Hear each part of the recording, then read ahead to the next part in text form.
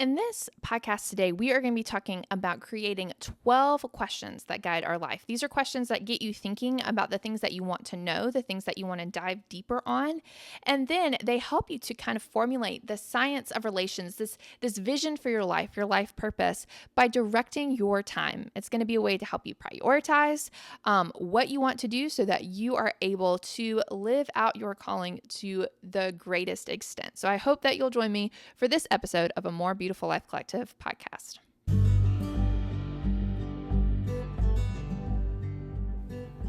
Welcome to A More Beautiful Life Collective podcast. We know that in the hectic hurry of everyday life, it's easy to lose sight of what really matters. This is a moment to pause and realign your focus on the one who gives us peace and rest. We're focusing on discipleship, productivity, and homemaking as we live with eternity in mind. This is the place where you'll learn to create a life you love and cultivate your heart for God. I'm Casey Fletcher. Thanks so much for joining me. Hey everyone, and welcome to episode 5 of season 2 of A More Beautiful Life Collective podcast. I'm your host, Casey Fletcher, and today we are talking about something that will help you to create your purpose. We've been talking in this season, we've been alternating between our doctrine episodes, looking at our systematic theology and those 10 core doctrines.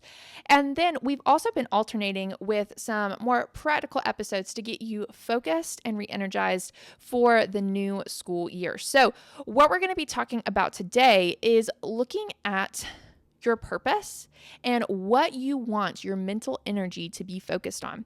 But we're not talking about technology today or noise pollution or any of those things, though those are also good topics to think about. What we're going to be thinking about today is how you direct the time that you spend figuring out things so that you're living out the purpose that you want, your priorities. And we'll get into what this means. But I'll give you some context for this. So I was talking to a friend recently, and what he was saying, I was talking about what would help you in your Bible study. If I could give you any kind of resource, any kind of Bible study book, workbook, topics, what would help you? And the thing that he said is, well, you know what? I would need my 12 questions. And I said, 12 questions? What's that? And what he was saying is that he would need something to direct his focus so that as he's reading through the Bible, he's able to look at what the Bible is saying and put it against this body of knowledge that he's already creating. And this is not an idea that he came up with. It was actually came up with by a guy named Richard Feynman. So Richard was a scientist and a physicist who lived from 1918 to 1988. He worked on the Manhattan Project and he won a Nobel Peace Prize. And later he became a lecturer at Caltech. One of his practices in life was to always have 12 questions going on in the back of his mind.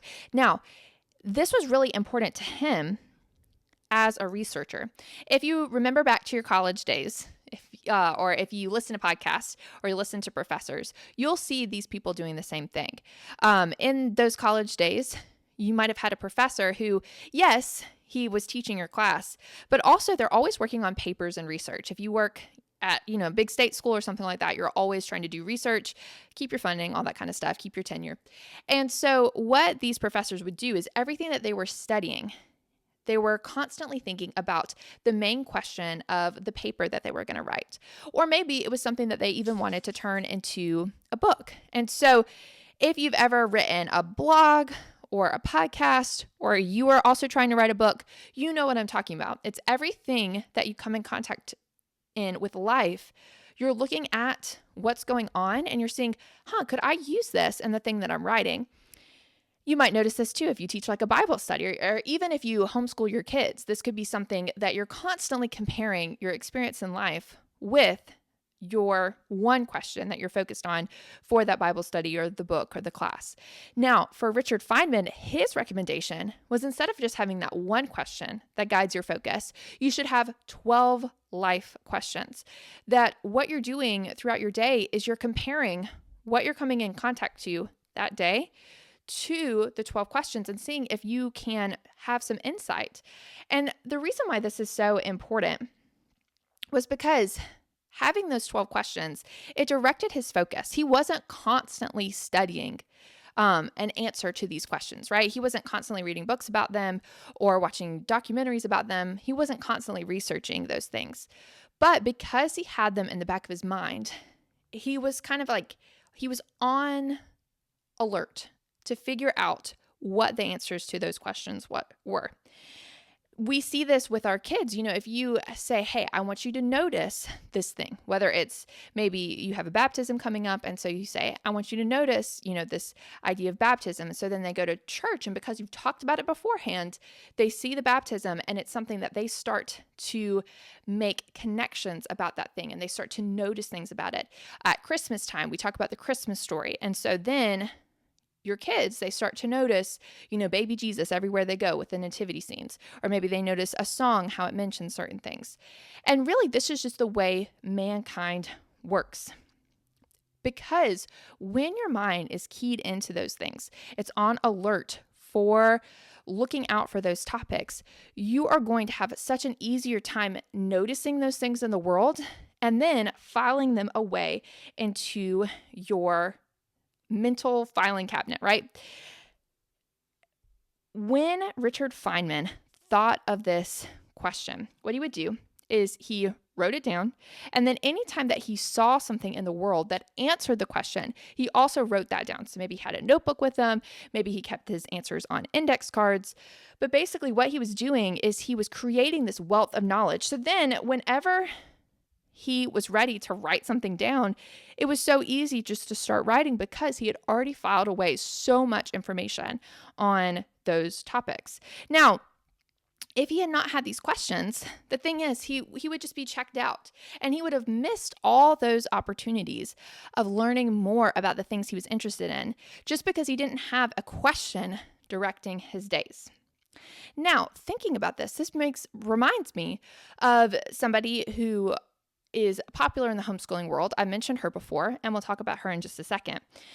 But it reminds me of some ideas of Charlotte Mason. So Charlotte Mason was an educator and a philosopher who lived from 1842 to 1923. And she's given rise to this whole homeschooling philosophy called the Charlotte Mason philosophy. And one of her key principles is that education is the science of relations. She states that a child has natural relations with a vast number of things and thoughts. So we train him upon physical exercises, nature lore, handicraft, science and art, and upon many living books.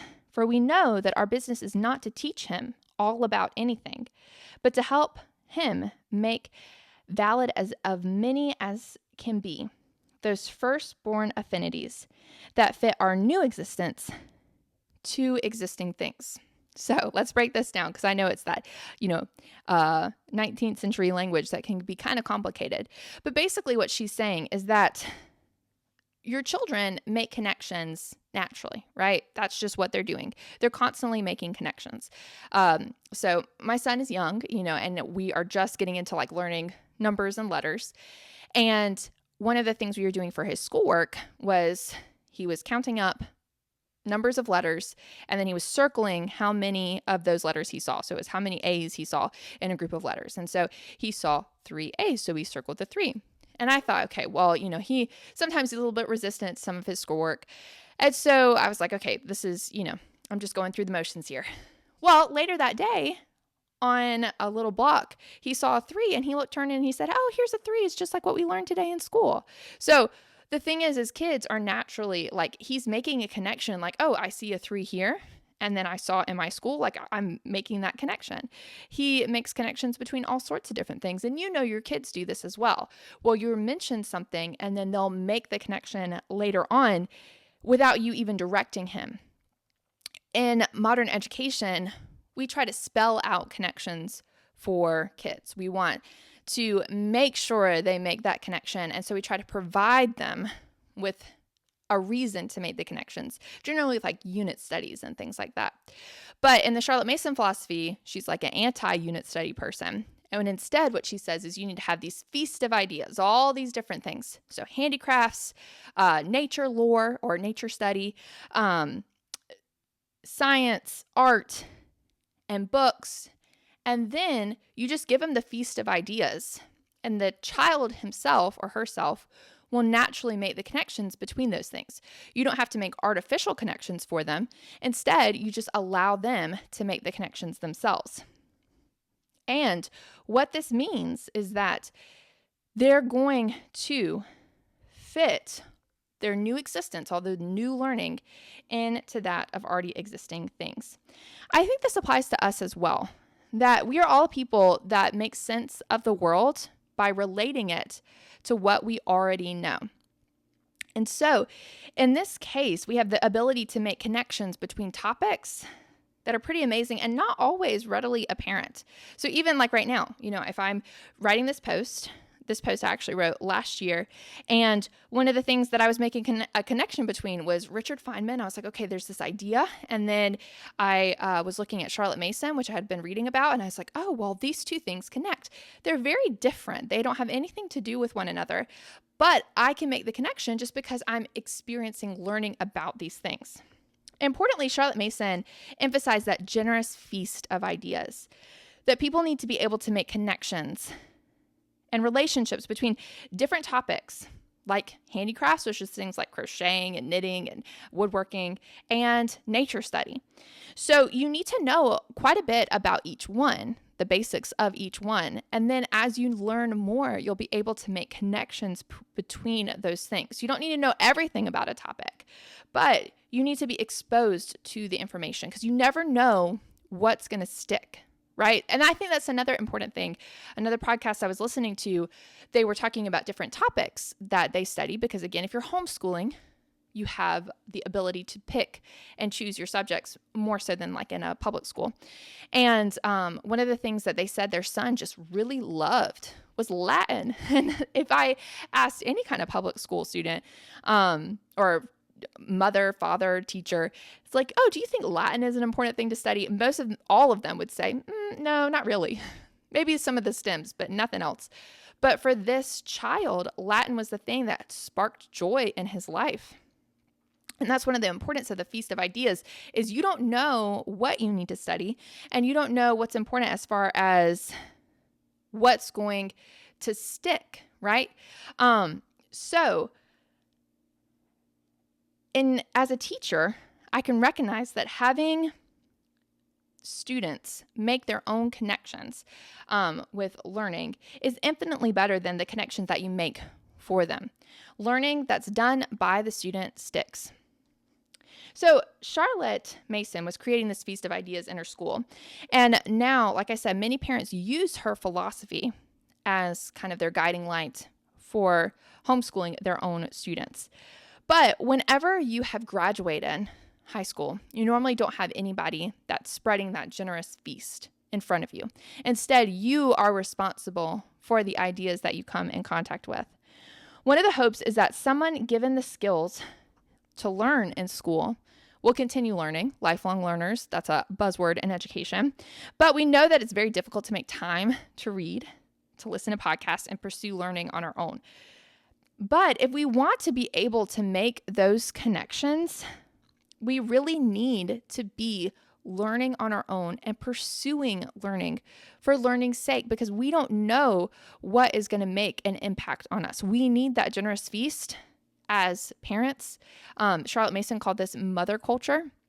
So we need to be investing in our own inner life, our own knowledge, and our own lives as mothers, and that will help us to grow and learn and both help our kids to grow and learn, but also just for ourselves. It's good and life-giving for us as well. So looking at all of these different things, you might be like, okay, well, now how do these things relate together? Well, we have this amazing ability to create connections between a wide array of ideas. And we want to continue learning because we know that's important for us as humans to continue learning and growing. Reading is important, growing is important, learning is important. But how can we do these things? On the blog and in the podcast, we've talked a lot about what our purpose is. And, can learning be part of our purpose? Or is that something that, whenever you're in high school, grade school, you're supposed to learn and grow so you can get a good job. But as you get older, we don't need to really learn anymore. I would say no. Like that's not, I think people live that way, but that is totally opposite, I think, to what we are called to do. And one of the reasons why is, listening to this podcast is a way for you to grow and learn as you think about these things, as you're reminded to pursue your purpose or reminded to study systematic theology. For me, I'm writing this podcast. Again, it's part of me learning and growing. The bulk of our learning and growth happens after education. And so I think part of our purpose is to continue learning. But there's a caution that we read in Ecclesiastes 1:17-18, and it says, I applied my heart to know wisdom and to know madness and folly. I perceive that this also is a striving after the wind. For in much wisdom is much vexation, and he who increases knowledge increases sorrow. So looking at these verses, you might be like, well, what's even the point? Why are we even talking about this podcast? Because should we continue learning at all if it only is going to increase vexation and sorrow? But then Solomon turns around and in Ecclesiastes 2:13, he says, then I saw there is more to gain in wisdom than in folly. And there's more to gain in light than in darkness. So wisdom is worth striving for. Knowledge is worth learning, but it's not our sole purpose in life. Our sole purpose is to fear God and keep his commandments. When all has been done, that is what is going to matter in light of eternity. There's so much information that exists. There wouldn't be any way for us even to consume all of the information that's out there. According to an article on Medium, there's over 155 million books that exist today. And that's not including the self-published books out there. And in addition to this, there's 7.5 million blog posts published per day, and 28 million podcasts are published per year. So while wisdom is a worthwhile pursuit of our life, how can we figure out which wisdom is worthwhile to pursue? How do we know? Well, that's where our 12 questions come in.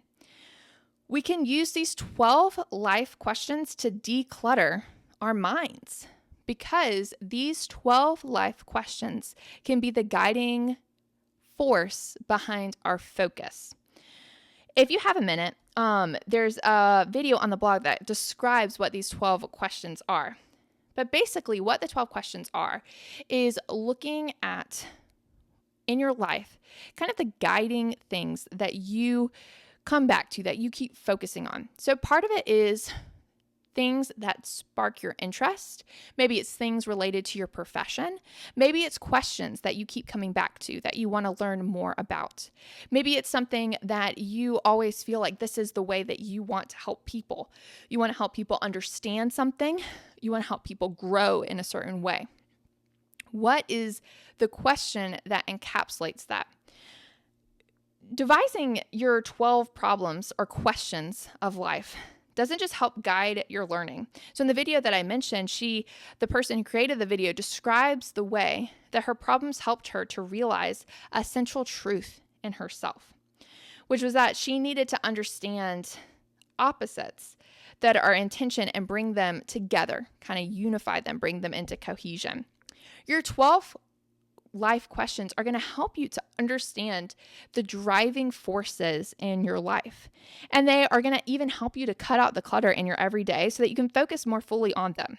So Marie Kondo, she wrote that book about, the life-changing magic of tidying up.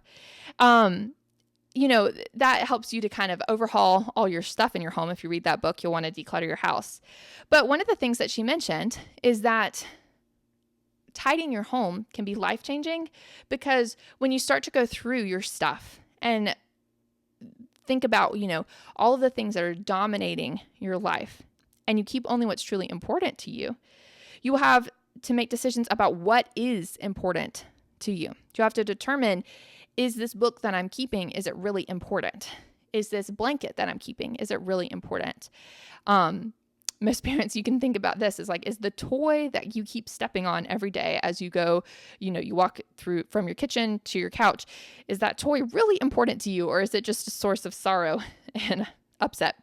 And so you're going to have to determine what person you're going to be. Whenever you declutter your house, you have to determine who you're going to be, what you're going to focus on. Are you going to keep all this stuff for crafting that you never use? Or are you really going to become the crafter that you always wanted to be? You have to decide who you're going to be, and that's going to impact the stuff that you want to keep. Now, with this, Marie Kondo was talking about pretty small decisions. She's talking about whether you want to keep 1 or 2 vegetable peelers. But through 1,000 small decisions, you're building that muscle of decision making, and you're better able to hone into what you find is valuable. You're building your muscles. So your 12 life questions, they probably won't help you to declutter your home. Maybe they will, but they do help you to build the muscles of your mind to make these decisions about what is important to you. What are the things that you want to be focusing on? What are the areas of your life you want to learn and grow in, that you want to make connections with? All of the information in the world is constantly assaulting us. Noise pollution affects us. So having, traffic and having your TV on and having a podcast going all the time, that affects you, and it can actually elevate your stress levels. But the same thing can happen whenever you have information overload. So information overload can drown out your minds and cause your processing in your mind to come to a screeching halt. In an article by Psych Central, the authors describe one of the downfalls of the information age. All the information that we have can place heavy demands on brain function, which becomes overwhelming and confusing. This result may be what some commentators have coined as data smog or data asphyxiation. And I kind of love those terms. Again, it's this idea of information overload or kind of pollution, but they call it data asphyxiation, so that we have so much things coming at us that we are basically just choking ourselves. Our mental processing, it just can't go on because of all the things that are being thrown at us. When we try to do and learn too much, we're at risk of raised cortisol levels. So this is the chemical that causes the issues of fight or flight.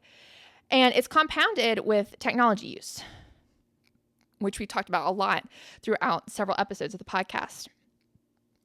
We have to use our willpower in order to conquer information overload, as well as limiting some of our exposure to information, doing digital decluttering, which you can find a guide for in the shop at amorebeautifulifecollective.com/AMBL shop. Digitally decluttering your life can also help you to fight against that information overload. One of the recommendations that someone gave in order to fight against this information overload was to filter through information. So you need a filter so that you don't have that data smog. You're kind of capturing that pollution. And what better way to filter through information than to create 12 guiding questions that narrow the focus of your learning. We don't live in a time like Charlotte Mason. Charlotte Mason, they did have lots and lots of books, so I'm not saying that. And they had lots of information. They were very learned and literate people in the 1800s. But there was a lot of differences in the type of information about daily events or current events. They couldn't find out things quite as quickly as obviously we can today. So they had a body of knowledge that they needed to know, this classical body of knowledge. But in today's time, we just have so much more information that's totally useless. Like, we don't need to know these things, but we are constantly being bombarded with these things. So the best way to make sure that we are using our time wisely, using our mental processing wisely, not being drowned by noise and data and information, is to have that filter. So we need these guiding problems or these guiding questions, because these 12 questions that we can create, they can be our filter, that we look at information and we see, one, is this valuable to me, valuable enough to clog up my mental processing in order to read it or listen to it? And two, how does this compare to what I want my purpose to be? What do I want to learn, and what do I want to grow? These 12 questions can guide that for you. So first, we have to just start with determining your 12 problems or questions. So how do you create 12 questions? And that's actually a little bit more tricky than what you think. I think if I said, all right, all this stuff, 12 questions, they're important, Go ahead, go. What are your 12 questions? You probably look at me for a minute and be like, I have no idea. And I think that's often how we feel when we have to practice this process of decluttering. Because just like Marie Kondo said with stuff in your house, whenever you first have to make that decision about whether you want to keep a book or keep a picture or keep a blanket or a pillow, there's some things that are easy to just throw away if it's broken or torn apart. But a lot of things, it's difficult because we have to decide, we have to make a decision. And over time, you might start to feel that decision fatigue. So the 12 questions are worthwhile to create, but it may take a minute for you to think about what your questions actually are. They should be things that are constants in your life. Like you keep going back to these things.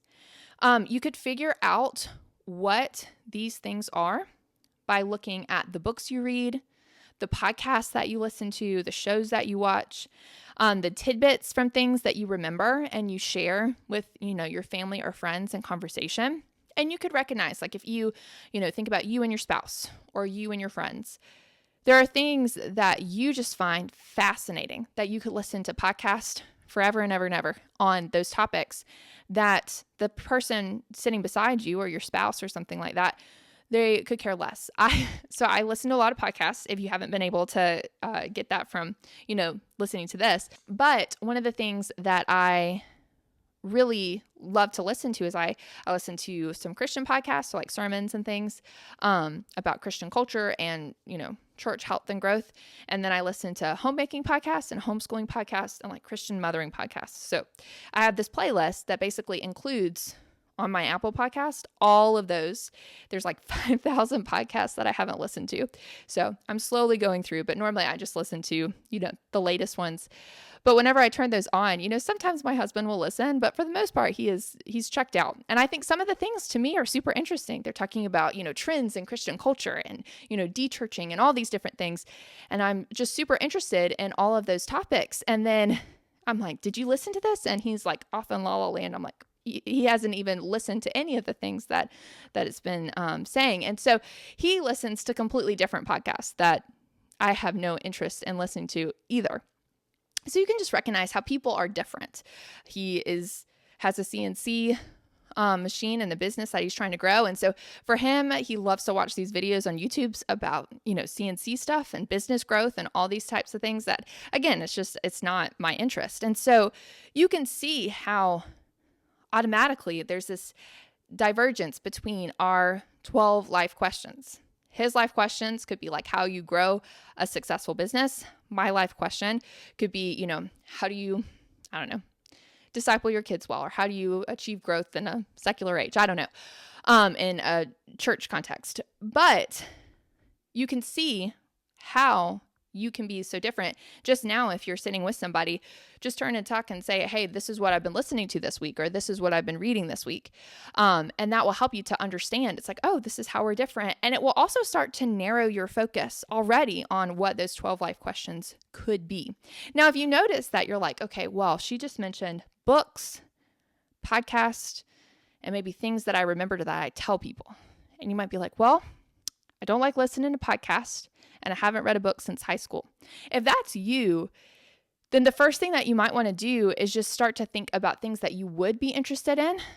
But it could be that you are kind of drowning in noise and scrolling, and you're not really investing in that mother culture that we're talking about. Or if you're a man, you're not investing in just your mental knowledge, your growth.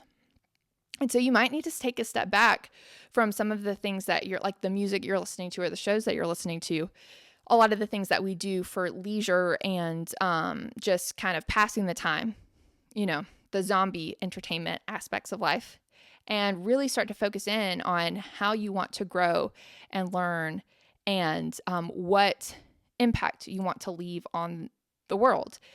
All of those questions will get you thinking about your purpose, and you might realize that you need some training in that purpose. You need some extra knowledge to help you grow, and it may help to propel you to start reading or listening to those books or listening to podcasts or reading blogs to grow. I think all of us need to be learning and growing. And the only way that we can do that is by investing in that learning and growth through reading and talking to people about these things and, listening to podcasts or blogs. That's the way we grow in these topics. And if you find that everything that you do is entertainment related, as far as, reading and growth and all that kind of stuff, then you probably want to dial that back and say, okay, well, what do I actually need training in? So you can enlist the help of a spouse or family member if you're at a complete wit's end, like you don't know what you want to learn and grow in. And they could probably point out some things that you bring up a lot, the things that you're interested in. And they could probably point out, yeah, I think this would be one of your 12 questions. Because honestly, these will probably be the things that you talk about all the time. With the help of one person or two, you should be able to come up with a list of what's concerning you. The important things is that they're just not specific, like hobbies or topics or things you're interested in. The important thing is, as you're developing your 12 questions, you can start with like an overarching topic. Like for mine, it would be education. I've always been interested in education and how it works. I've always been interested in the church and how it works. But that's not a question. And so I would need to dive deeper into that topic and figure out what problem is, or what question is a major overarching emphasis of your life. So it's the difference between saying that you're like into sourdough bread making, and which is great and challenging activity, great hobby, and saying that you're curious which foods make for a healthier gut and healthier life. One is just like a topic, but there's only so far that you can take that topic. The other one is something that really could, you could fall down the rabbit trail. And really that's what you want to do with all of these things. There are things that make you want to fall down the rabbit trail of research to learn and grow in those things. It should be a problem that you could wrestle with for years to come, and something that you would love to even teach other people about, or kind of document your own learning and growth in those things. So you need to discern what questions you keep coming back to. And again, this functions as like a filter that helps you to direct your learning and your growth. And again, this will help you to fulfill your purpose and your calling. What areas of your life drive your focus? And a lot of those things will be related to your purpose. So here are my 12 life questions. I wrote these questions last year, and the thing is that they can evolve and change. Some questions, there was just somebody down this past week who has been writing a book about a topic that's kind of been really, it would be one of his life questions about the kingdom. And so, I wonder now if he would say that, his 12 life questions, that was one of them. But I wonder after you finish a book, like writing a book and publishing it, if you close the chapter on that question, or if it's something that you keep coming back to. One of the authors that I have talked about before on the podcast, Sally Clarkson, she's about to release another new book, and it's talking about her legacy. And she's mentioned this before, that now that she's getting older, she's about to be, or she is 70, she has said, I've been thinking a lot about my legacy. So her shift in focus, in the beginning, it was like her mission. And she wrote lots of books on mission and owning your life. But now it's on legacy and how to pass on your legacy. So I think that your life questions can change. But here are my 12 life questions. So, how can I best live a God-centered life? How can I use my life to inspire others and spur them on to live for God? Who am I? What do I enjoy? What do I find interesting? What do I find beautiful? I think now I would phrase that as, what is the good, the true, and the beautiful in the world and in my life today? How can I live a more productive, efficient, and balanced life? What is the best way to educate myself and to educate others? How is technology affecting our minds, bodies, and souls? How can I control my social media use instead of letting it control me? What does practical theology say about money, marriage, parenting, schooling, stewardship, habits, church, work, rest, and life? Where have I come from? How can I pass my inherited legacy down to others? What is the meaning of home? How can I make my home a haven? Where should I go next? How can I bring together the disparate and make it connected? And how can I live deep and suck the marrow out of life? Which that's a quote from Thoreau in Walden's Pond. I might even say now that, I've been doing the podcast, you can probably hear some of the topics that I talk about a lot on the podcast.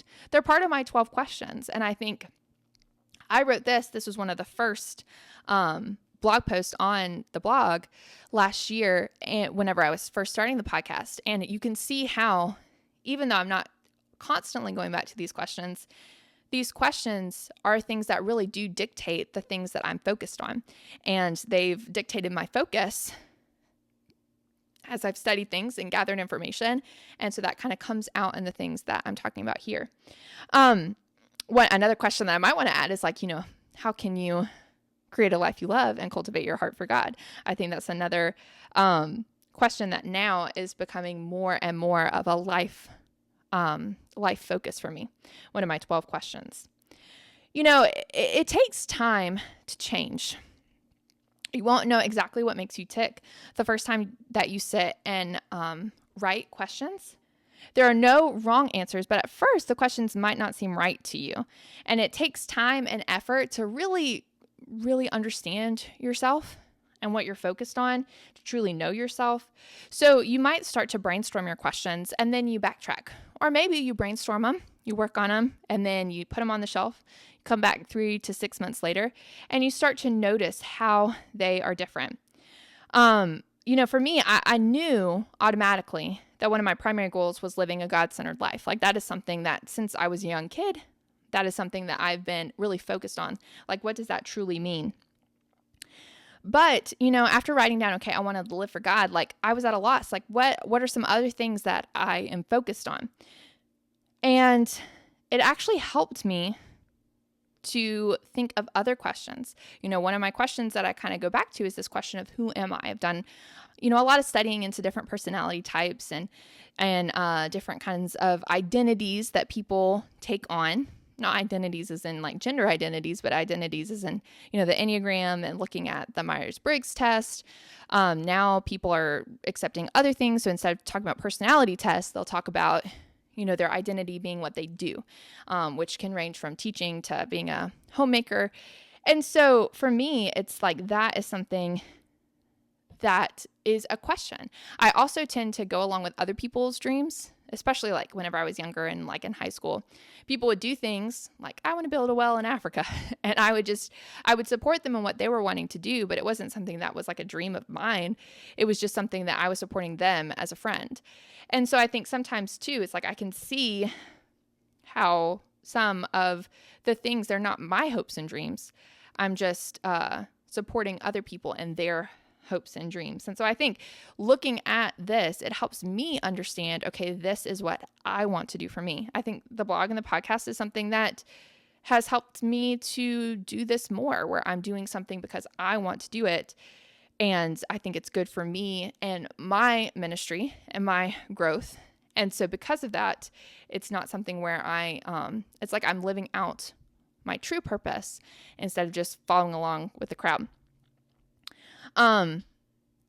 One recommendation I've heard for setting goals is to consider what your top favorite moments were.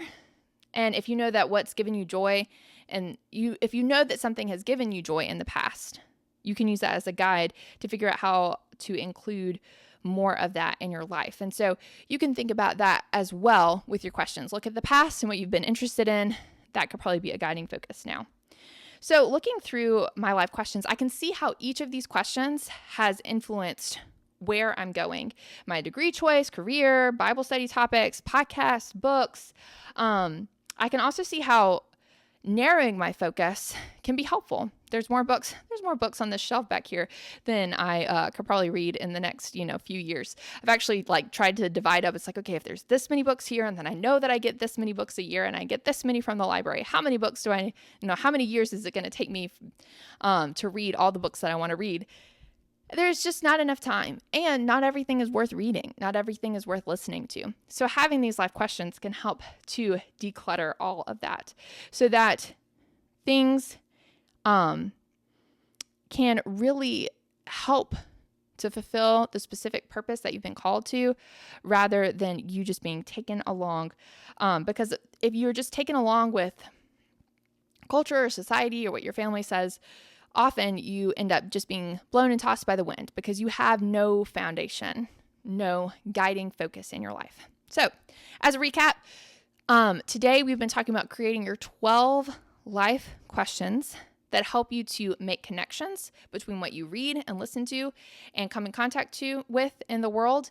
And then you learn about those life questions and grow as a person. It's a way to filter the knowledge that you are taking in. And ultimately, it's going to help you to fulfill your purpose better because you're going to recognize what your purpose is when you take the time to write out these 12 life questions. So I encourage you to do that. Again, if you want links to anything in the show, or if you want any kind of workbooks or anything to help you create your 12 life questions, you can check out the blog at amorebeautiful.com/AMBL shop. You can also look at the show notes for links to the blog post for this episode. I hope that you've enjoyed this episode today. Please leave a rating and review wherever you listen to podcasts to help others find the show. You can also subscribe to never miss an episode. Until next time, keep creating a life you love and cultivating your heart for God. I hope you've enjoyed this episode of A More Beautiful Life Collective podcast. If you haven't yet, please leave a rating and review wherever you listen to podcasts to help others find the show. While you're there, you can like and subscribe so that you never miss an episode. Don't forget to check out the blog and our store for more encouragement and resources on how to create a life you love and cultivate your heart for God. I'm Casey Fletcher, and I'll see you next week.